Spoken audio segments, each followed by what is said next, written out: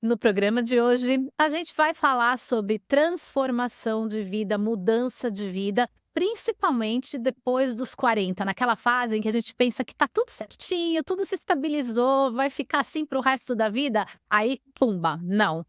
Tudo muda porque a gente quer mudar. Não é só porque a vida nos impõe mudanças. A gente vai compartilhar as nossas mudanças também e vamos receber uma convidada super especial, especialista em longevidade, algo que é extremamente necessário se a gente quer mudar alguma coisa. Tem que viver para isso, né? Então fica aqui com a gente.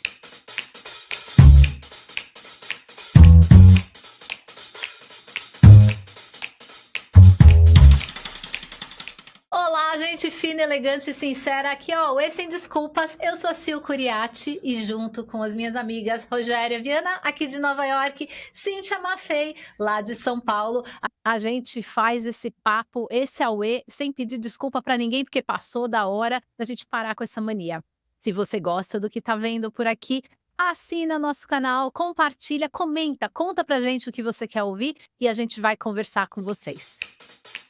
Olha que eu tô com a palavra e eu tô com drops, gente, eu tô, assim, eu vou falar um cansei rapidamente, eu cansei de pegar covid, já é o quarto que eu pego, eu já tô bem agora, tanto que eu tô aqui com a Rô no estúdio, tá tudo certo, mas eu tô aqui com drops pra não tossir, porque senão vai ser impossível fazer esse programa. Agora eu queria falar de uma saudade minha, tô com saudade de dormir a noite inteira, faz tanto tempo que isso acontece, eu acordo várias vezes à noite, tudo bem, às vezes eu continuo dormindo, às vezes não, vira uma insônia eterna, mas eu fiquei pensando, quando eu era jovem, eu não tinha esse problema. Eu lembro de vestibular, tensão do vestibular, tensão de prova, tensão de sair com menino, não sei o quê. Tinha essas tensões, nada me tirava o sono. Eu capotava, acordava no dia seguinte, bela e formosa, falando: "Nossa, dormi que nem uma pedra, sonhei, sonhava toda noite".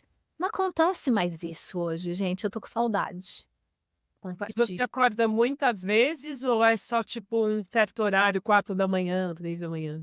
Eu tinha essa coisa, com 3 da manhã, 3, 3h11 acontecia, né. Aí você vai procurar no Google, é super assustador, porque fala: "Ah, é a hora do diabo. Ah, não, é a hora que os espíritos vêm te caçar à noite, que você tá vulnerável". Mas não, tem a ver, quem curte medicina chinesa como eu, tem a ver com a hora que os seus órgãos, os órgãos do corpo estão trabalhando ou não. Então tem uns que esfriam, outros esquentam e acontece isso de despertar a gente. Mas eu hoje em dia acho que é minha cabeça, sabia? Eu penso muito, eu não tô sonhando, eu fico pensando, sei lá. Eu também. Faz muito tempo que eu não durmo direto, direto. E eu não costumava ser assim não também. Eu acho que começou com a pré-menopausa, que dá o calor, eu acordo, e aí depois eu me descubro, daí eu acordo com frio. E sabe, é interessante, costumava acordar 3h20. Era um Ah horário lá, que eu acordava sempre. é uma coisa feminina esse das 3 e pouco. O Exato. seu também é esse horário, se Era, mas não era 3 e pouco, era 4. Diz que entre 3 e pouco e 4h30, 5 é melatonina, né. E a melatonina me ajudou nisso, realmente. eu sou alérgica à melatonina, acredita? Me dá uma tontura que parece que eu tô com labirintite se eu tomo. A Eu não melatonina me ajudou nisso. Mas à noite é o momento dos monstros, né. É onde Ah, realmente vem.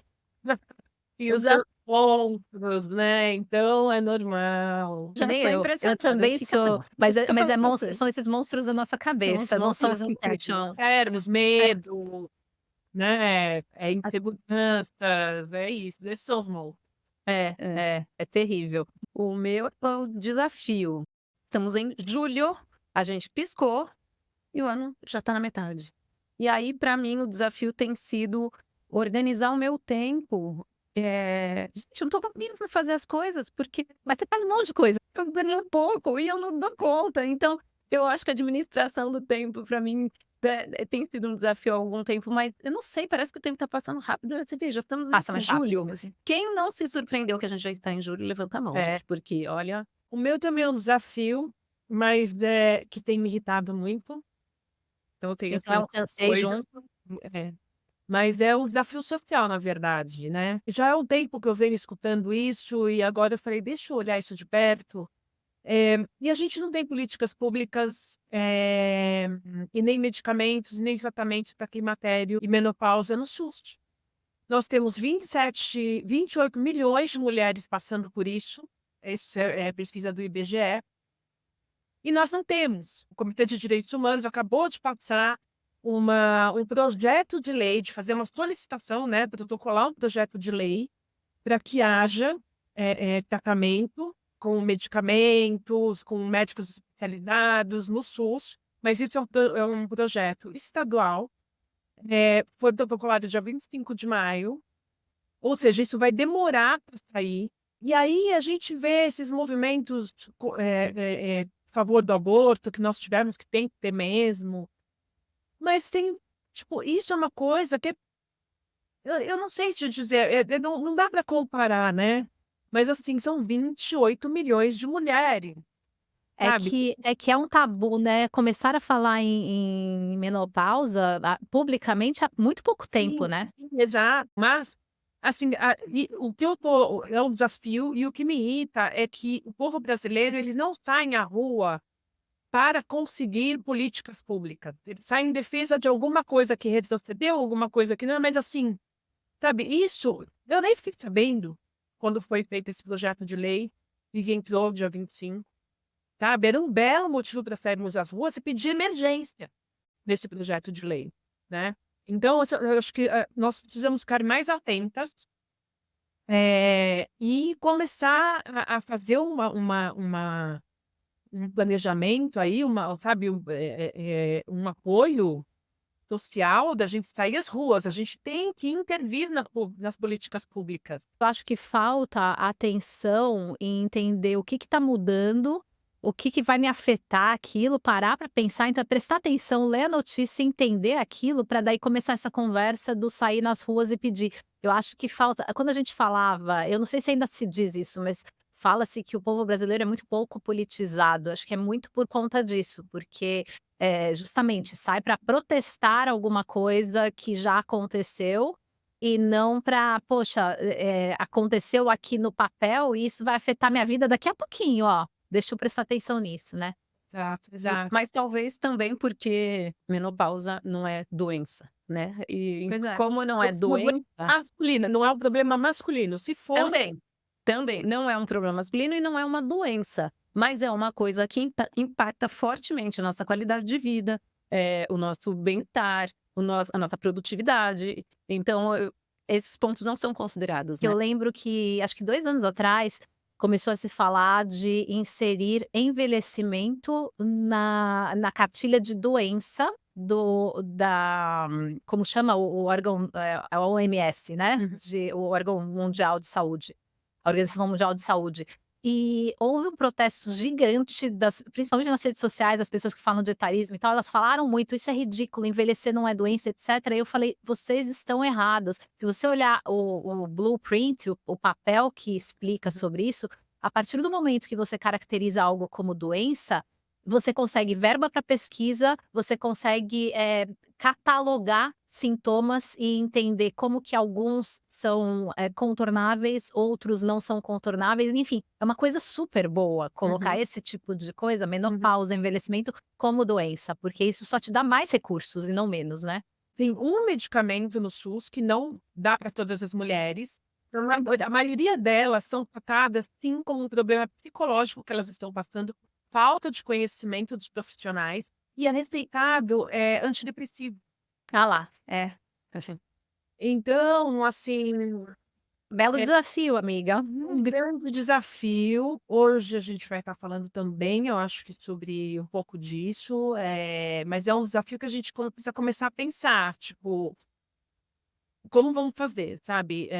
E eu não ouço ninguém, eu tô vendo muita mídia social, todo mundo falando sobre o que a gente tem que fazer, como se cuidar, como nã sabe, os desafios, do dia a dia disso, mas ninguém falando de cadê a faixa etária, a faixa etária, desculpa, o nível, social mais privilegiado está sendo tratado, são a maioria das mulheres, são a maioria das mulheres, É. né?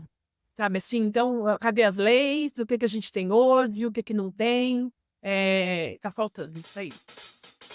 O Auê de hoje, então, é sobre mudanças. É sobre mudanças que às vezes são deliberadas, Às vezes não são deliberadas, então, por exemplo, uma mudança não deliberada seria o seu chefe te mudar geograficamente de escritório. "Ah, agora você não vai mais trabalhar nesse escritório, você vai lá naquele escritório daquela cidadezinha do interior". Ou o seu chefe te demitir, também é uma mudança que não é deliberada, você não estava preparada. O apartamento que você está alugando vai ser vendido, você não pode comprar, então você tem que sair, mudar de casa. Enfim, coisas que são impostas a gente ou a gente escolheu, mas sempre tem alternativas. Eu acho que é importante a gente pensar em mudanças e transformações que sim, a gente pode escolher. "Ah, eu escolhi fazer isso, eu escolhi mudar, eu escolhi ficar. Eu escolhi permanecer, eu escolhi mudar de ideia, eu escolhi me transformar". Não são, por exemplo, como uma menopausa que a gente estava falando agora. A menopausa é uma mudança que chega, né? Chega, a gente tem que aceitar, não tem o que fazer e tem que aí lidar com as consequências dela. Mas não se engane, porque apesar de não ser como uma menopausa, os efeitos de uma mudança, de uma escolha de transformação podem ser tão avassaladores quanto efeitos de hormônios no nosso corpo. Então, para falar sobre isso hoje, a gente vai trazer para vocês um pouco do que a gente leu, um pouco do que a gente pesquisou, um pouco do que a gente tem visto por aí, e daqui a pouco a gente vai ter uma convidada para conversar um pouco mais. O Jung falava da metanoia, né, que começa a partir mais ou menos dos 40 anos, eh, que são transformações, na verdade, é um momento de vida no qual a gente já, né, assim, entre 40, eu diria entre 45, não entre 40, né, tipo, quando Jung estava vivo, acho que 40 podia ser, hoje a gente está avançando nessa idade, né. Mas, assim, esse 45, 55, 70 é uma fase que a gente já conseguiu muitas coisas na vida, a gente já está mais tranquilo financeiramente, a gente já criou os filhos, nós já criamos os filhos, nós já estamos mais estáveis no trabalho, ou também e aí esse momento é um momento no qual então e a gente começa a se deparar também com mortes em família, mais mortes, pessoas mais velhas, a ideia da morte, né, da finitude, não da morte em si, mas da finitude. E tudo isso faz com que a gente passe por transformações. A metanoia, ela quer dizer mudanças mentais, de mentalidade e de valores. A gente Tá, que passa por grandes mudanças de mentalidade e de valores. Neste momento, a gente começa a entrar mais para dentro, a perceber quem sou eu. Eu já fui mãe, eu já fui filha, eu já fui, sei lá, executiva, eu já fui. Agora, quem sou eu? É uma crise existencial que acontece e é essa crise que vai nos impulsionar ah, para nos tornarmos melhores. Quem sou eu agora, desde mais essa crise aconteceu? Quem é a Silvia? O que eu quero daqui para frente? E olhar para a sua trajetória também, isso é uma coisa, a gente passa a começar a olhar para a nossa trajetória com mais respeito, né? Vendo as ferramentas que isso nos trouxe. Até os 40 anos, 30, você está só batalhando, você não está olhando como um todo. Acho que a partir de 40, 45, você começa a olhar a sua trajetória, a respeitar essa trajetória, avaliar, né? Então, é um momento muito lindo, assim, da vida, né? ele casa com uma coisa que eu li, porque hoje em dia fala-se muito: "Nossa, as mulheres a partir de 40 começaram a querer chacoalhar a vida, revolucionar e querer mudar". Então o que você está dizendo é que isso realmente acontece, que tem uma coisa junguiana que já falava disso lá atrás, Hum. e corrobora com o que eu li, que diz: as mulheres sempre, aí era específico sobre mulheres, as mulheres sempre nessa fase têm aquela coceirinha, aquele comichão por mudança. O que acontece é que, até pouco tempo, uma mulher de 40 a mais não tinha avó. E a gente começou a escutar a mulher de 40 agora, então parece que todas estão querendo mudar, e não, a gente só está ouvindo elas. Elas sempre tiveram esse ímpeto, então, esse efeito, essa metanoia, esse questionamento, olhar para trás, aí olhar para frente de novo, porque a mudança ela tem muita relação com não negar o passado, mas é justamente isso que você falou, se é daqui para frente quem sou eu? Eu sei o que eu fui até então, mas não é que eu Sim. quero negar tudo isso, mas daqui para frente, o que que vai acontecer comigo, né? Pô, todas essas minhas experiências de vida, onde isso me trouxe, É, né? é. E como usar essas ferramentas adquiridas para ir para frente, né, e mais Muito bom. tranquilidade para poder aceitar quem nós somos, né, com É, as nossas nossos lados negativos e positivos, e unir é. isso. Eu sempre falo que a gente, quando tá mais velha, né, quando chega uns 40 e poucos anos, a gente tem mais humildade, a gente sabe dizer, a gente não tem vergonha e não tem medo de dizer que não sabe, né. É. Porque quando a gente tem 20 e poucos anos, 30 anos, a gente acha que sabe tudo. E aí, quando a gente fica mais velha, a gente entende as nossas próprias limitações e a gente já não se intimida, a gente não se envergonha de dizer que não sabe, de pedir ajuda, né. Eu acho que a gente também tem menos medo da vulnerabilidade, né, e É. de se mostrar vulnerável, de se mostrar imperfeita, né. E eu acho que é esse momento da metanoia é aquele momento que a gente já não se encaixa mais em nenhum papel, né, que os papéis eram sempre tão definidos. Eu sou filha, e aí eu vou sair de casa, e eu vou casar, e aí eu viro esposa, e eu viro mãe, e é um momento, nenhum papel desse se encaixa mais perfeitamente com você, né, e é esse momento que é assim. E principalmente as mulheres que têm filhos e que começa o momento do ninho vazio, né? A mulher tem que se transformar mesmo, senão ela vai, o que a gente chama de síndrome de Deméter, né? Ela vai ficar aquela mãe que perturba os filhos, que vive a vida dos filhos, que, né, ela não consegue jogar essa energia para outra coisa, né? Uhum. Encontrar a própria, né, o próprio propósito, porque Ah, tem uma coisa de propósito feminino que é o ser mãe também, né. Então uhum. se ela é mãe, ela é mãe eternamente, ela é mãe mesmo que ela perca o filho, ela continua sendo mãe. Né. E isso pode virar um papel tão avassalador na vida dela que ela desiste de ser qualquer outra coisa, e aí a chave para mudança é mais complicada, né. E isso que você falou da vulnerabilidade também, a gente não consegue mudar se não for vulnerável, Ah, porque a mudança implica em você dizer: "Não quero mais isso", e para isso você tem que entregar alguma coisa, e abrir mão, né, e é. dizer: "Não, eu não quero mais isso, eu não quero mais esse casamento, eu não quero mais esse trabalho, eu não quero Uhum. mais uma relação desse jeito, eu não quero mais amigos dessa forma, eu não quero mais morar nesse lugar". Você tem Uhum. que assumir uma coisa que às vezes é dura. É.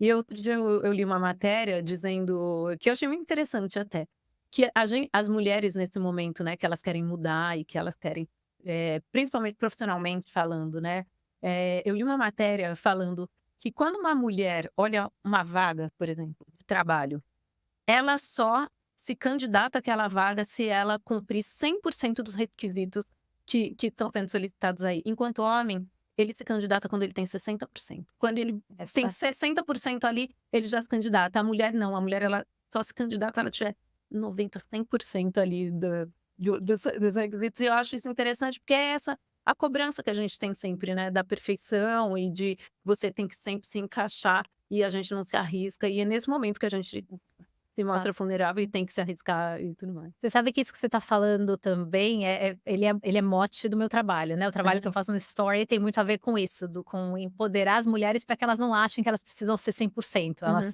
E esse dado é super interessante, porque ele é um dado de 20 anos atrás que continua sendo testado e se repete, não mudou É, nada. Então é muito complicado isso, é. porque a gente realmente acha que a gente tem que ticar todas as caixinhas. E aí a gente acaba não se permitindo experimentar o novo. Uhum. E o experimentar é muito mais associado a um espírito aventureiro, a um espírito, empreendedor, que muitas vezes as mulheres não têm a coragem, né, Uhum. por várias razões, pela aparência, essa questão da vulnerabilidade, de se mostrar medo de se mostrar mais fraca e tudo mais, né. E uma última coisa que eu vi é uma questão de mudança como presente. Eu não sei se vocês já leram alguma coisa sobre isso, mas mulheres que resolvem parar e falar: "Minha vida tá chata". Minha vida tá chata e eu vou precisar fazer alguma mudança. Normalmente essa mudança começa com o quê? Com corte de cabelo ou cor de cabelo. Você muda o cabelo, é o pezinho na água para testar a Uhum. temperatura. E aí, a partir desse momento, você começa: "Ah, e se eu contratar uma stylist para rever meu guarda-roupa? E se eu experimentar sair com aquela amiga que vive me chamando e ela é baladeira, ela não encaixa muito em mim, no meu jeito de ser, mas deixa eu ver como que é sair Uhum. na balada com ela". Então é uma coisa que a mulher se dá de presente, porque ela quer testar aceitar uma novidade para ver, para reativar, foi sobre isso que eu li, a reativação dos sentidos, a reativação do, estou aqui sentindo o mundo de novo, quero voltar a ter emoções, coisas que eram muito da minha adolescência, da minha juventude. Não, mas isso me relaciona àquilo que eu estava falando, né, do ninho vazio, do pós-divórcio, que normalmente a gente reduz muito, o número de amizade, eh, assim, a gente pega sem ter uma vida social mais, e aí a mulher ela precisa responder a isso, para não dar aquela síndrome de Deméter, né, então, ela conseguir arrumar um hobby, ou se ela não estava mais trabalhando, voltar a trabalhar, um projeto, voltar a se relacionar, não é fácil, É, né, com amizades e fazer novas amizades, ainda mais São Paulo, Nova York também, né? São Paulo é uma cidade muito fechada nesse sentido, então às vezes um curso ajuda, né? é. Você conhecer gente, aprender a viajar sozinha, né? Então, eu acho que tudo faz parte desse momento de vida mesmo, que a mulher tem que se impulsionar para não ficar presa, no passado e nos filhos, né? É. Que seria o síndrome Isso de que você falou, Sil, eu sigo alguns perfis de visagismo no Instagram, eu adoro, de mudança de cabeleireiro e tal. E eu vejo muitos casos de mulheres maduras que sentam na cadeira e é como uma sessão de terapia Isso, e invariavelmente elas estão lá por motivações internas e não é externas. isso, Elas não vão lá é falando assim: isso. "Ah, o meu cabelo tá meio quebrado, eu quero mudar o corte". É Não, assim, e ele sempre tem um papo, né, com o profissional. Então: "Ah, por que que você tá aqui?". Porque eu não me reconheço mais, porque eu quero passar uma isso, outra imagem, porque isso, eu quero abandonar o passado. São sempre motivações internas e não são motivações estéticas. E isso é tão legal isso. porque quando a pessoa tem um outro astral, quando eles fazem aquela transição, né? Mental, depois a pessoa tem outro olhar, É que assim. ela se reconhece, ela se olha É, no espelho e ela fala: "Agora sou eu, né". Isso sim. é isso é o que tá aqui dentro É. que eu não estava É. aparecendo, né. E muitas vezes essa mudança externa é um lembrete, né, que a gente precisa mudar Isso. internamente. Às vezes é o contrário, não é porque ela mudou internamente que ela fez aquela mudança interna, não, ela faz isso para impulsionar a mudança É interna. exatamente esse o ponto. É. Vocês fiquem com isso, fiquem espertas, porque começou a querer mudar o cabelo, minha amiga, olha, já vem coisa maior por aí. Fica com a gente que no próximo bloco a nossa convidada vai estar aqui conosco. Até. Estamos de volta com o nosso Auê. E agora esse Auê tem mais mulher aqui para vocês. Tem uma convidada especialíssima que eu estou muito feliz de trazer, é a Candice Pome. A Candy tem 50 anos, é mãe de 2. Ela é de São Paulo, mas ela tá passando uma temporada em Londres. Então, se você acompanhar o Instagram dela, você vai ver os momentos dela nessa cidade maravilhosa. Ela é psicóloga, ela é pesquisadora e ela é especialista em gerontologia, que é o estudo da longevidade.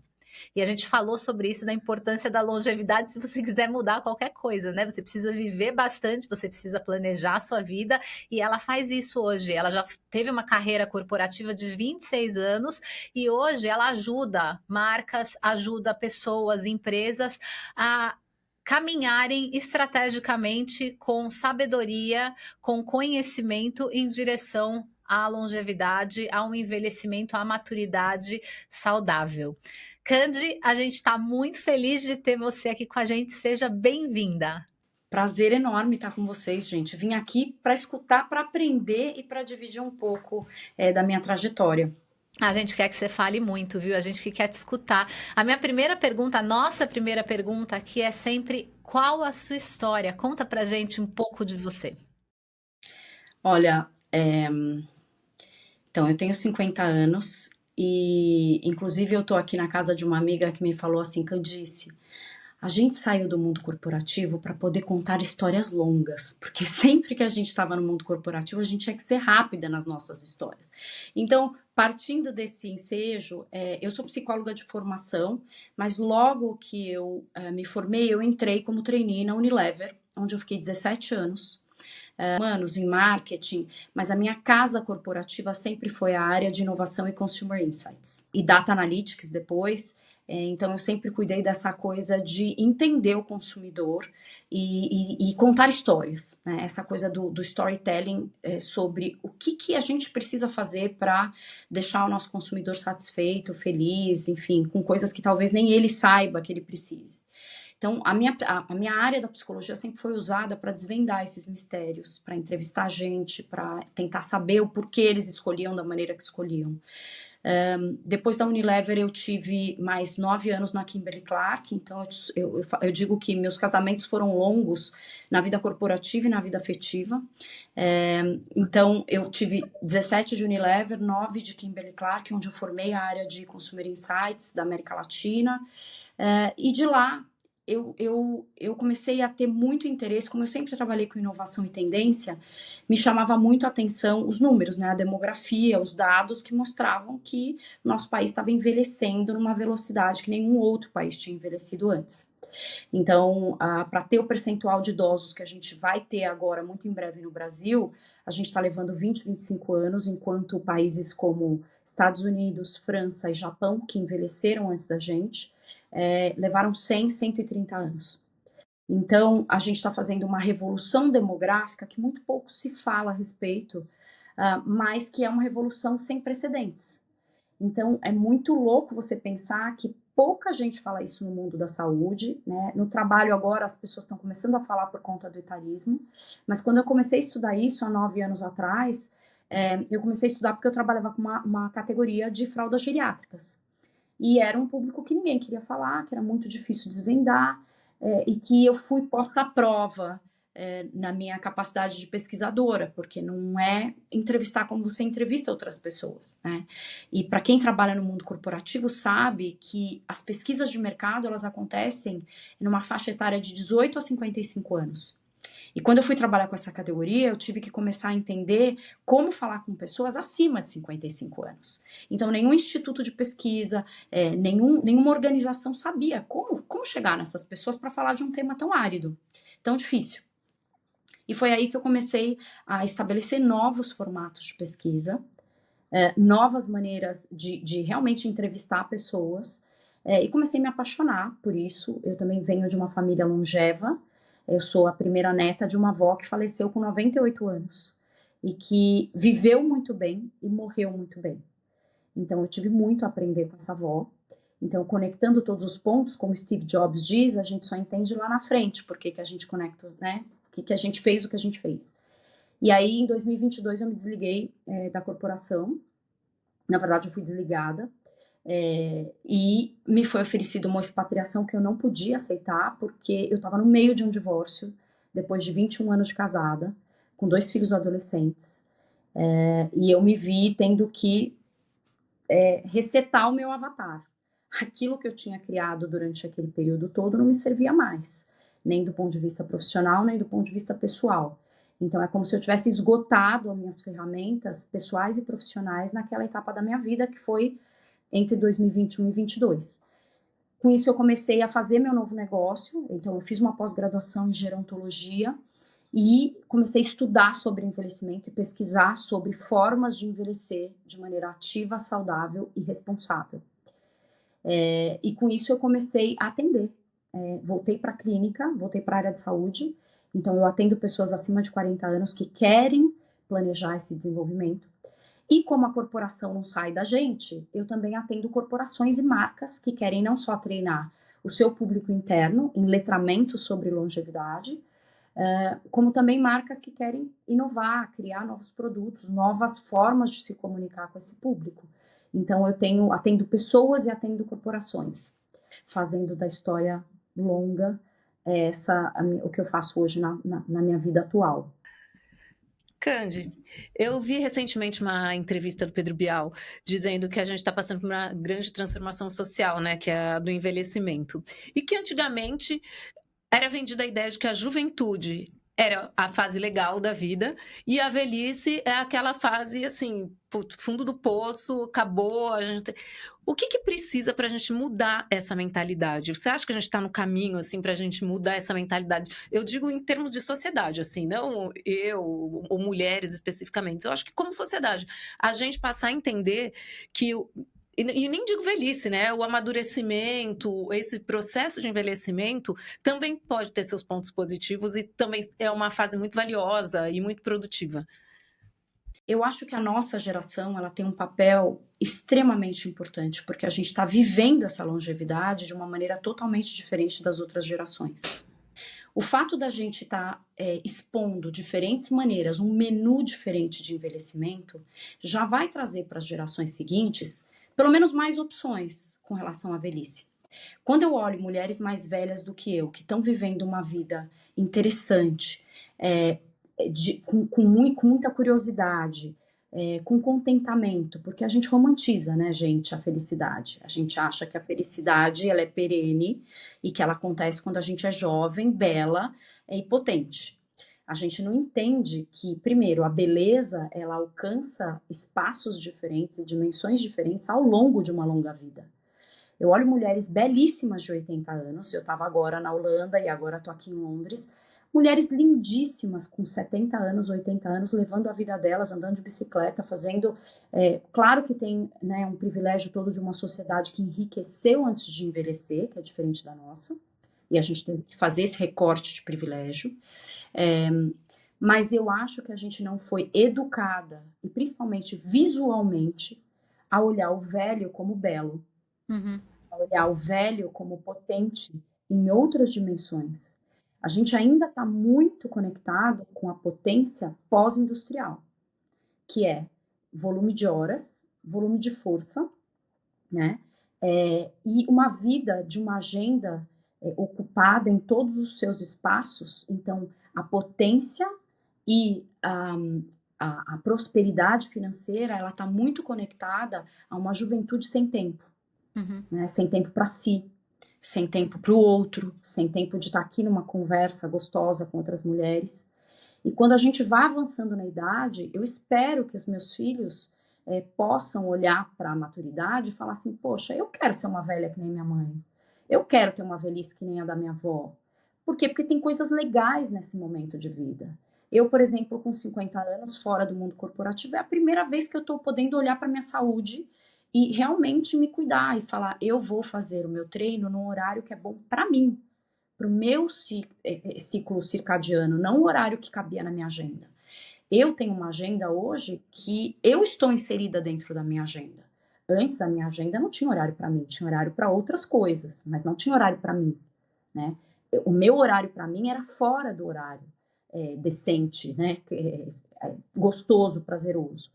Agora, claro, isso é uma conquista, todo mundo vai conseguir fazer isso? Eu não sei se vai conseguir, mas a gente precisa olhar para as pessoas que estão conseguindo e desejar uma velhice ou uma maturidade, porque as pessoas ainda têm muito preconceito com a palavra velhice, e eu amo a palavra velhice, porque eu acho que nela reside muitas coisas que eu vivi com a minha avó, né? A minha avó era uma mulher belíssima até os 98, que foi quando ela faleceu.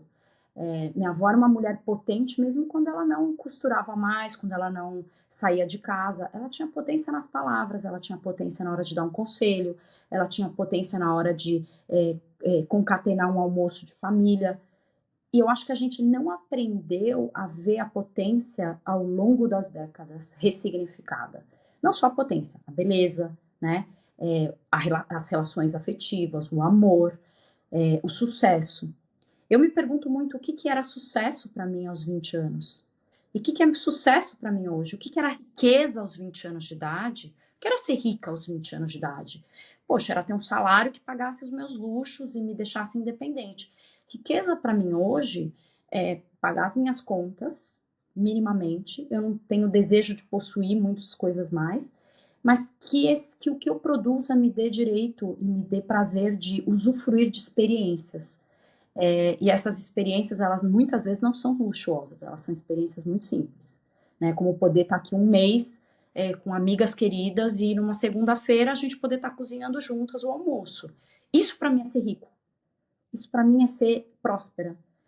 Então eu acho que o que a gente faz para mudar é mudar primeiro a gente, o que a gente percebe como riqueza, como afeto, como prosperidade, como sucesso. E daí acabar inspirando pessoas que estão em gerações mais jovens para olhar e falar, putz, esse lugar que essas pessoas de 50, 60 anos estão, é um lugar que eu quero estar. É um lugar de desejo. Deixa eu te perguntar uma coisa, complementando essa pergunta da Rô e a sua resposta que foi tão bonita. A gente sabe cientificamente que o olhar sobre o átomo, o olhar sobre uma experiência, ele tem o poder de alterar aquela experiência. A minha pergunta para você é, pensando nessa questão da transformação, da consciência da transformação que é o envelhecimento, se cabe só ao indivíduo, vamos dizer, a sua avó de 98 anos, cabe só a ela entender a beleza dessa transformação para de fato essa vida ser bela, ou o entorno dela, ou seja, a neta, a filha, os amigos, as pessoas ao redor também olharem para essa transformação como algo belo. É algo social ou não é? É sempre social. A gente é um ser social, não tem como dissociar disso. Então, eu acho que, como foi perguntado antes, o que é preciso mudar? É claro, toda uma cultura precisa mudar. Só que a cultura não vai mudar sem a mudança individual. Então, essas coisas estão intrinsecamente conectadas. A gente sabe, já tem estudos, né, que dizem a diferença entre a genética e a epigenética, que a epigenética ela é determinante na longevidade. E o que é isso? A gente pode vir carregado de genes, né, da nossa árvore genealógica, que apontam que a gente tem tendência a ter uma doença de coração, a diabetes, a doenças crônicas de várias situações, a depressão, enfim. A gente tem isso no nosso mapa genético. O que a epigenética diz é o seu entorno ele vai ser determinante para apertar os botões da genética ou não. Então, se você tem todas as tendências do mundo para terem essas, né, para ter que apontam para essas doenças, mas se você tem uma vida que você se cuida, se você tem amigos que te apoiam, se você tem relações positivas e que te fazem florescer em qualquer momento da vida, se você tem ferramentas de autoconhecimento para você lidar com os desafios da vida, isso vai fazer com que a sua velhice seja muito mais possível, mais leve, e seja uma fase normal da sua vida, que você simplesmente vai adquirindo mais vivência, né? A gente sabe que viver muito é uma coisa totalmente involuntária, né? Porque a gente vai viver muito, a menos que algo muito drástico aconteça com a gente no meio dessa jornada. Mas a forma que a gente vai viver esses anos, ela vai fazer toda a diferença. Ela vai fazer esses anos serem uma bênção, né? Ou um fardo. Então, é claro que esse ambiente, ele vai propiciar a qualidade desses anos a mais. Só que a gente a gente precisa ser muito consciente de que esse entorno é a gente que constrói.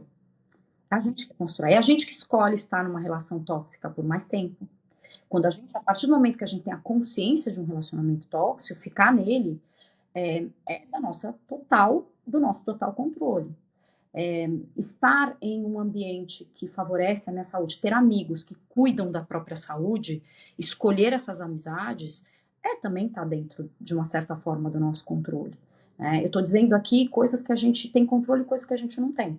Você nascer com uma doença congênita e que você vai ter que cuidar é uma coisa que você não teve controle. Agora, como você melhora esse ambiente, está dentro do seu controle. Você escolher o que você consome na televisão ou nas redes sociais. Você pode escolher coisas de baixa vibração energética e se contaminar e adoecer emocionalmente, ou você pode escolher escutar coisas maravilhosas, músicas boas que elevam o seu dia, que aumentam a sua vibração.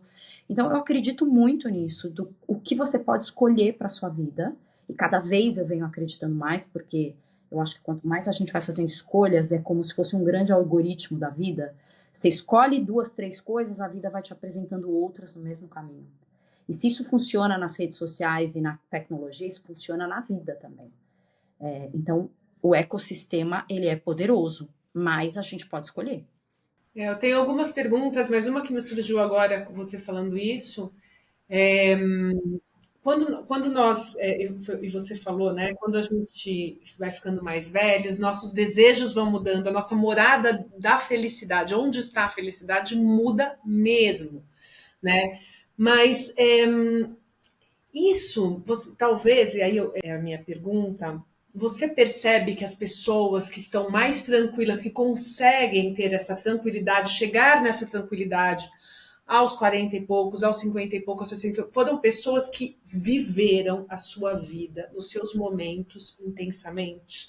Então, eu estou falando isso também pensando nas pessoas de 20, 30 anos, assim, porque eu imagino que pessoas que não puderam ter experiências, vivências, e viver, e sair, se divertir, pisar na jaca, fazer besteira ou não, aproveitar a vida, que isso influencia, talvez, uma maturidade mais, como é que se diz? Mais bonita, uma maturidade, uma maturidade. É ótima essa pergunta, porque sempre vem esse desafio, né? Para eu ter uma maturidade boa, uma velhice boa, eu tenho que esquecer do meu presente, só ficar pensando nesse futuro da velhice e não viver agora. Como é que eu faço? Essa é uma pergunta, assim, a resposta é depende. Eu acho que quem vive mais próximo da sua própria essência, daquilo que lhe faz feliz, tende a não se arrepender no futuro. O que eu quero dizer com isso? Uma pessoa que é intensa, ela precisa viver a intensidade dos momentos, ela precisa ir em todas as festas, ela precisa, viver todas as relações de maneira intensa, ela vai viver a maturidade da mesma forma, com todos os altos e baixos e os dramas que isso envolve, porque eu não tô aqui para romantizar a velhice, gente. A velhice é difícil. Ela é difícil. Assim como a adolescência também é difícil, assim como a vida adulta é difícil, assim como a maternidade é difícil, assim como o divórcio é difícil e o casamento também é difícil. O que a gente tende é superestimar as dificuldades da velhice, porque ela não tem mais conexão com a juventude que a gente sempre idealizou. Nós somos uma sociedade que idealiza a juventude. Só que quando a gente olha a juventude, pensa na gente jovem. Também não era fácil.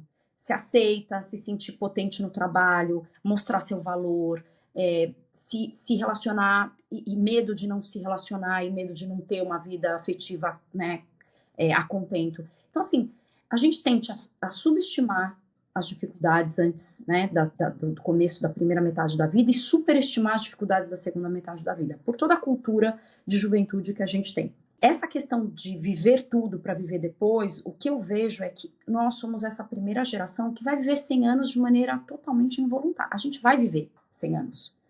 Nós, então, que estamos nesse recorte mais privilegiado, que tem médico, que sabe que fumar faz mal, que sabe que beber todos os dias faz mal, que sabe que tem que se exercitar, a gente vai viver 100 anos, não tem muito o que fazer. Então, se a gente já sabe dessa notícia, né, não é nenhuma novidade que a gente vai ver muito, a gente vai precisar desenvolver o que eu chamo de um super poder ou uma super skill, que é saber viver no futuro e no presente. O que é isso? Poxa, eu tô vivendo tudo aqui, mas eu sei, eu tenho que ter algo aqui na minha cabeça de, cara, você tem que ter gasolina para até o 100. E essa gasolina, ela é emocional, ela é física e ela é financeira. Então, posso viver loucamente agora? Pode. Só que você tem que saber que com 60 anos, você talvez não tenha a mesma vontade de trabalhar 10 horas por dia. Se você não tem um colchão financeiro, você vai ter mais 4 décadas pela frente. Então, você vai ter que negociar consigo mesmo o que é essa intensidade, para você não ficar em dívida com seu eu jovem e nem em dívida com seu eu velho. Entende? Então, é um super desafio isso, mas é um poder que a gente vai ter que, é uma habilidade que a gente vai ter que desenvolver, sabe, Cíntia? Não dá para eu viver de maneira irresponsável, do tipo, eu vou queimar tudo que eu tenho porque, cara, não, né? Síndrome do Gimli, eu achei que ia viver até os 60, morava no Copacabana Palace, esse dinheiro acabou. Amor, a gente não tem mais essa, a gente sabe que a gente vai viver até os 100. Então, você quer viver no Copacabana Palace? Se prepare para depois viver num abrigo em algum lugar. É tão simples quanto isso. E a mesma coisa física e emocionalmente, porque, ok, você pode brigar com todas as pessoas que são importantes para você, você pode carregar mágoa durante muito tempo, mas você vai carregar 100 anos esse fato? Entende? Então, eu acho que depende, porque o que vai contar muito é a sua essência, o que é importante para você. E isso muda, que é o que você falou. Se uma vida confortável é muito essencial para mim, eu preciso saber onde eu vou fazer os meus trade-offs. Se ter muitos amigos é importante para mim, eu tenho que saber onde eu vou fazer meus trade-offs. E se eu quero poucos e bons, eu também vou ter que fazer como é que eu vou nutrindo e vou tendo novos amigos, porque meus amigos, a gente perde amigos durante a vida. Exato. Felizmente ou infelizmente, existe uma curadoria natural da vida. Tem amigo que você separa, tem amigo que morre, tem amigo que não tem mais os valores que você tem, e tá tudo bem. Mas é muito legal que a gente possa, todo ano na nossa lista de to-do, falar, cara, eu quero 3 novos amigos, que vão me apresentar 3 novos mundos. Fazer Entendeu? escolhas. Pegando carona nisso, Candy, eu escutei num podcast de psicologia recentemente um pesquisador explicando por que a gente tem dificuldade de fazer planos para a nossa vida longeva. Ele diz que, como você falou, a gente romantiza a juventude porque a gente viveu a juventude. Então a gente olha para trás e a gente já olha com aquele distanciamento, e a nossa mente é tão sábia que quer tanto nos proteger que tira toda a dor. Ela tira a dor e ela mostra só o que foi belo, o que a gente viveu e que trouxe emoções boas. Já para frente, a gente tem dificuldade de ter empatia com um ser que a gente não conhece. A gente desconhece quem a gente vai ser na velhice, e a nossa dificuldade de ter empatia com o desconhecido, que explica muita gente não fazer doações, por exemplo, não achar que aquele dinheiro vai ajudar, não achar que uma ajuda a uma pessoa que ela não conhece vai fazer diferença. Essa dificuldade faz com que a gente não faça o plano, porque a gente não preza por esse ser lá no futuro. Pensando nisso, minha pergunta para você que tem trabalhado com pessoas no envelhecer, eu queria saber se você reconhece algum padrão nas transformações. Se o provocar transformação vem mais de mulheres do que de homens, ou vem mais numa determinada faixa etária, nos 40, nos 50, nos 60, nos 70, quando? E até se existe padrão no sentido de o que eu quero mudar na minha vida, o que eles mais querem mudar? Querem mudar o tipo de relacionamento? Querem mudar de cidade? Querem viver uma experiência em outro idioma? Qual é o impulso dessas pessoas? Bom, primeira coisa que eu noto é que quem não viveu uma grande transformação na primeira metade da vida, seguramente vai viver na segunda. Seguramente. E se não tá vivendo... Segunda metade que eu quero dizer é dos 45 pra frente, tá? Lembrando que a gente vai viver, né, 90, 100 anos. Essas transições, o que acontece? Daí a pessoa fala, bom, mas nada mudou na minha vida, então quer dizer que tem alguma coisa de errado? Não quer dizer isso. Mas assim, tem coisas que são compulsórias.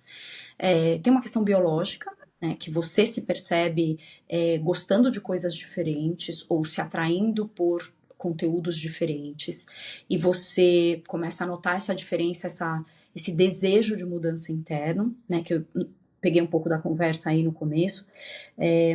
Tem também uma necessidade de autocuidado que ela vai batendo na porta, porque problemas vão começando a aparecer, né, de coluna, de músculo, de ganho de peso, porque os hormônios, tanto a menopausa quanto a andropausa, mais a menopausa, mas acabam sendo marcadores. A velhice e a maturidade é uma fase da vida, é a mais longa fase da vida que a gente vai viver. Se a gente teve 10 anos de infância, 10 anos de adolescência, na melhor das hipóteses, e, sei lá, 15 anos de vida adulta, a gente tem o resto da vida envelhecendo. O resto da vida. Isso significa 4, 5 décadas. Do momento onde você se reconhece como um adulto maduro e partindo para um momento onde você começa a falar, pô, eu sou um adulto, né? Sou um jovem adulto e depois eu já não sou mais um jovem adulto, eu sou um adulto. E nos Estados Unidos eles já dividem em 3 fases, né? Que é Young Adult, Young Old, Old, Medium Old e Old. Eles já têm uma classificação para a velhice, ou seja, não dá mais para você jogar todo mundo no mesmo balaio e falar 50 a mais. Dizer 50 a mais é tão assertivo quanto dizer 50 a menos. E se a gente olhar quantas fases cabem nos 50 a menos, quantas especificidades, quantas especialidades médicas, psicológicas, de profissionais que se dedicam a todas as fases dos 50 a menos. Então não dá para a gente falar 50 a mais.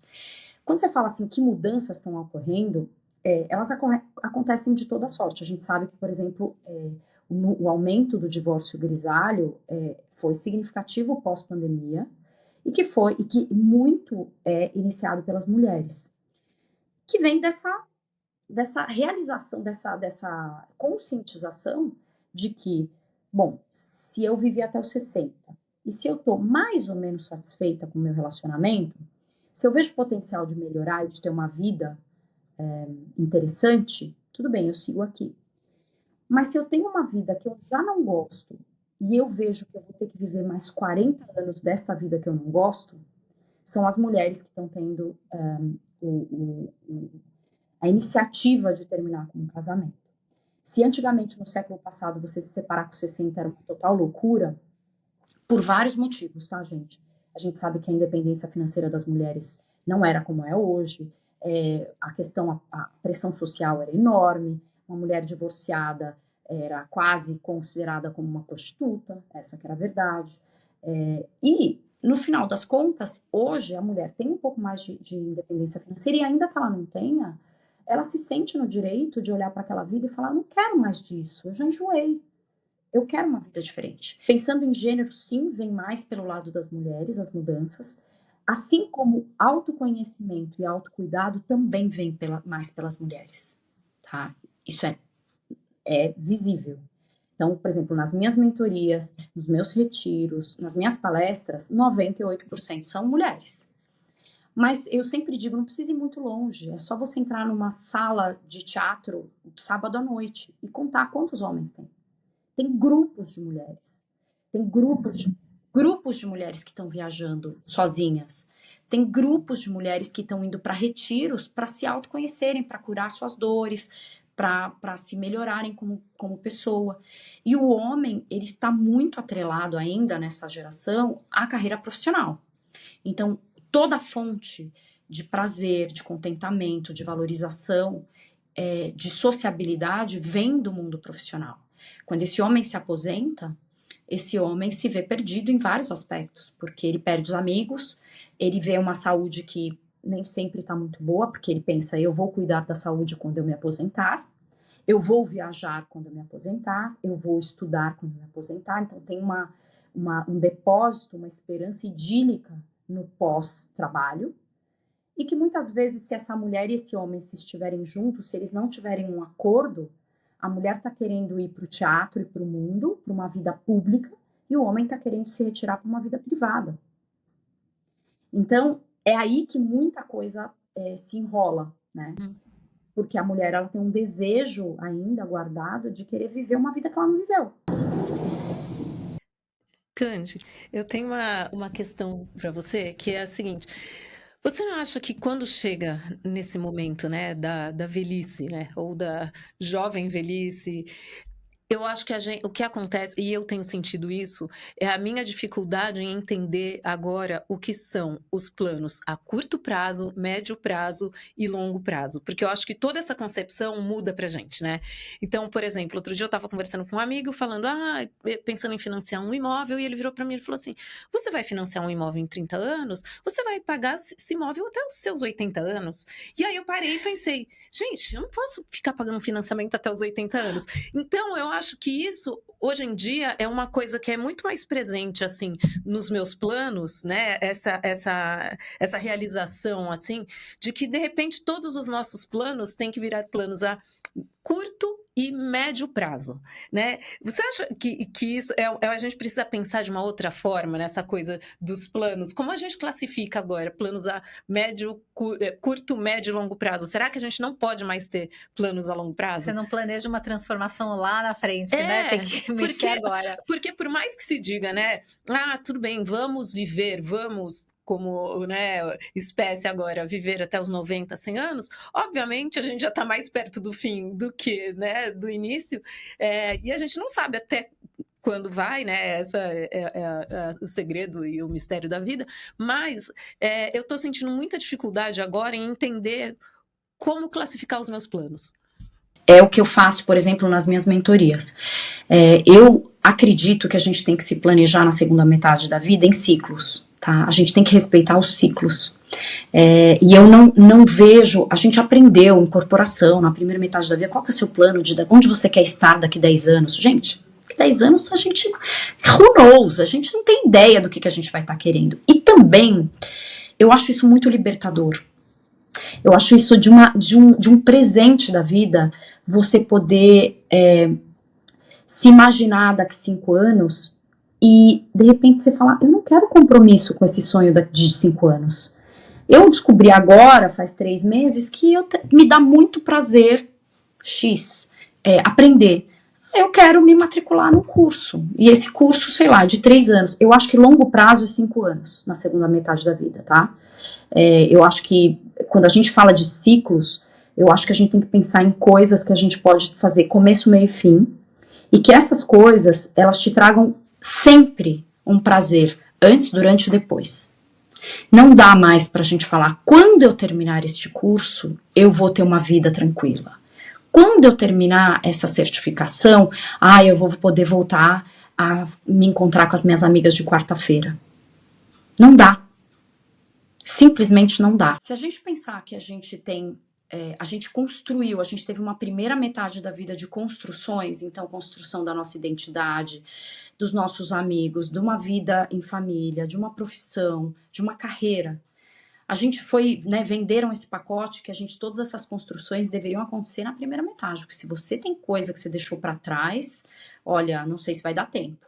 O fato é que dá, porque a gente tem a outra metade da vida inteira para poder fazer isso. Então, para mim, eu acho que é uma libertação e, ao mesmo tempo, é um compromisso com a sua integridade, a sua identidade e o que você vai trazer para o mundo, porque todo mundo fala de propósito, propósito, e eu acho que essa palavra tá cansada, tá muito surrada. Eu acho que a gente tem que pensar, eu estou a serviço de quê? Eu estou a serviço de quem? E eu quero colaborar com o que nesse mundo que me rodeia, né? Para eu fazer esse ecossistema ser bacana para mim e para quem vive ao meu redor, qual é a minha colaboração? Qual que é o meu serviço? E quando a gente se coloca nesse lugar de prestar serviço, com as habilidades que a gente formou na primeira metade da vida, eu acho que esses ciclos eles vão ficando tão mais satisfatórios, porque aí você vai fazer coisas que complementam o que você tem que fazer. Então, por exemplo, se você tem um financiamento para fazer, faz sentido você fazer esse financiamento de 30 anos, ou isso impacta em outras decisões da sua vida, a ponto de você falar, bom, talvez eu não precise de um financiamento, talvez eu tenho que fazer minhas contas ou fazer esse financiamento acontecer em menos tempo, porque eu não quero esse compromisso de tanto tempo, porque você entende que vão ser 30 anos, que eu não sei se vão te dar satisfação só quando você terminar esse financiamento. E aí é muito tempo para você barganhar a sua liberdade e a sua felicidade. Faz sentido? Então, assim, do mesmo jeito o relacionamento, do mesmo jeito conexões de amigos. Faz sentido eu investir nessa amizade e ela investir em mim, sendo que os nossos valores não estão batendo mais? Não vale a pena a gente ter uma conversa e falar, cara, foi muito legal, mas agora eu tenho outros interesses, eu vou fazer, ou sair a francesa e deixar e desejar tudo de melhor para a pessoa e fazer amizades com quem a gente sente que vai seguir fazendo a gente florescer. Eu acho que o nosso compromisso é com florescimento a cada década, de formas diferentes. Como é que eu sigo florescendo e lançando minhas sementes? Florescendo e lançando minhas sementes, né? Então são ciclos menores, mas eu gosto de pensar em ciclos, tá? Em coisas que se fecham, tem começo, meio e fim, e a gente parte para outro. Agora, né, as mídias sociais tá explodindo o assunto etarismo, que é maravilhoso, e todo o seu trabalho que é maravilhoso, mas eu tenho uma preocupação muito grande, assim, eu estava comentando sobre alguns dados, né, de mulheres na menopausa, 28 milhões de mulheres que não são atendidas pelo SUS, né, não tem agora, entrou um projeto de lei, mas até isso sair, então, assim, e aí, lógico que hoje a gente vê são mulheres privilegiadas falando, né? Isso está chegando nas mulheres não privilegiadas? Existe você conhece alguma coisa assim sendo feita, alguma estratégia ou de política pública ou de alguma organização não né, uma ONG, tipo como acessar esse público? E essas mulheres que não têm como parar, como nós privilegiadas podemos parar para filosofar e pensar na vida. Né? Mas, ao mesmo tempo, a gente também precisa ajudá-las nesse sentido. Né? Todo sentido, Cíntia. Não está chegando. Não tá. Essas mulheres, como a gente conhece, tem mulheres que são domésticas e seguem sendo domésticas até 60, 70 anos, porque elas não têm uma aposentadoria que vá render, se elas, mesmo que elas consigam se aposentar pelo INSS, a gente sabe que mais de 60% da população se aposenta pelo piso que é um salário mínimo. Então, isso é muito difícil. De novo, né, não dá para romantizar a velhice, a gente precisa de cuidados, a gente vai precisar de não só cuidados, mas de atenção e de tempo.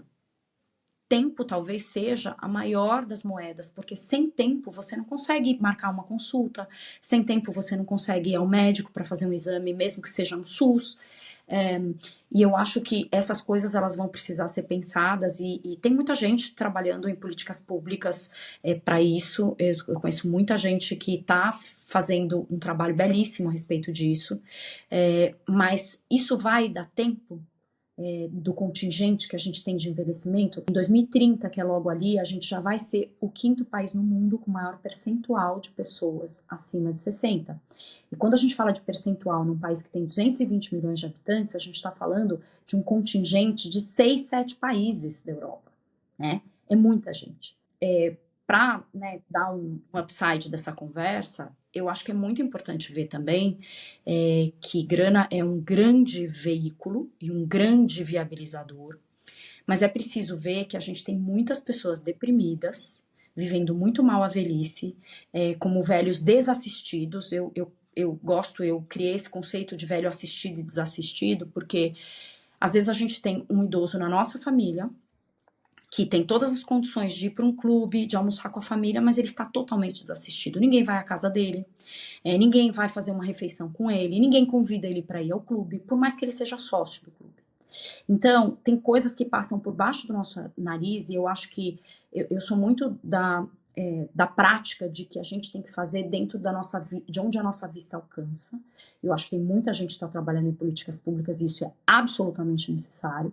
Mas eu sempre gosto de perguntar, inclusive para os meus mentorandos, porque a maioria dos meus mentorandos, eles têm entre 40 e 50 anos, eles estão se preparando para a longevidade. A primeira coisa, a lição que eu dou para eles é como você cuida dos velhos da sua família. Você escuta os velhos da sua família? Como que eles envelheceram? O que você quer fazer diferente ou igual? Porque sem o contato, que foi a outra pergunta, né, que a Sil fez, sem o contato com a velhice, você não tem como projetar sua própria velhice. Sem viver a velhice na veia de falar com seu pai, com seu avô, entender o que ele pensa da vida, ter tempo para escutar essa pessoa, não adianta a gente querer pensar na população. Se o nosso vizinho que está lá todo dia, a gente não para tomar um café com ele. E é um cara que mora sozinho e ninguém vem visitar. Então tem muitas coisas que estão ao nosso alcance. Políticas públicas não está a meu alcance, porque eu sou psicóloga, mas eu acredito que tem gente fazendo. Mas a gente pode fazer isso como cidadão, entendeu? Na nossa família e no nosso bairro, coisas que estão totalmente... Como é que a gente educa os nossos filhos para tratar os mais velhos? Velhos só incluindo, né? Exatamente isso que tem que ser feito, mas eu acho que nós, privilegiadas mulheres, também olhar para a mulher não privilegiada que está do nosso lado e tentar ajudar e passar conhecimento o máximo que a gente puder. E outra coisa, você vê, por exemplo, para fechar essa história, dinheiro é um viabilizador, mas eu vejo pessoas com muito menos recursos tendo uma velhice mais feliz. No sentido de que ela vai para o samba com 70 e poucos anos, os filhos convidam e viaja todo mundo de ônibus e vai para a Bahia e vai fazer alguma coisa interessante. Eu tenho uma paciente que tem 85 anos, ela tem 4 filhas, cara, ela não fica sozinha. Todo final de semana eles levam ela, nem que seja no mercado, para ela poder conhecer o mercado novo do bairro. Isso é uma velhice assistida. Eu juro, assim, eu fico com um super orgulho, porque eu falo... Ela tem uma velhice assistida, é um trabalho voluntário que eu faço, mas assim, ela me conta coisas que uma paciente minha que tem condições de pagar a consulta tem uma vida muito mais vazia do que a vida dessa mulher, de 85 anos. Então, assim, tem muita gente sem recurso que está no SESC, tem muita gente sem recurso que está nos céus da vida, indo para as festas, para a festa junina, para o que o governo oferece, e está tendo uma vida mais preenchida. Né, de vida social, de alegria. Tem dor? Tem. Tá doente? Tá. Tem que ficar na fila para pegar o remédio, mas tá tendo uma velhice assistida. Assistida por amigos, por vizinhos, por parentes. E eu acho que a gente precisa expandir esse conceito, que é, senão a gente paralisa, a gente fala, o Brasil é gigante e a gente não tem política pública, ferrou. Não, a gente precisa fazer a nossa parte como cidadão, como vizinho, como filho, como primo, sabe? Eu acredito muito nisso. Obrigada. Candi, foi muito bom ter você aqui com a gente. Obrigada. Eu sei que todas nós aprendemos muito com você e vai ser um episódio muito inspirador para muita gente que nos assiste. Você sabe que, curiosamente, o nosso público aqui no YouTube é maior que 55, é a grande maioria. Então, eu acho que vai ser uma aula para todo mundo e tomara que te procurem também para ver e conhecer seu trabalho. A gente te deixa um beijão, muito obrigada pela participação. Posso só fazer um último jabá? Por favor, pode fazer jabá sim.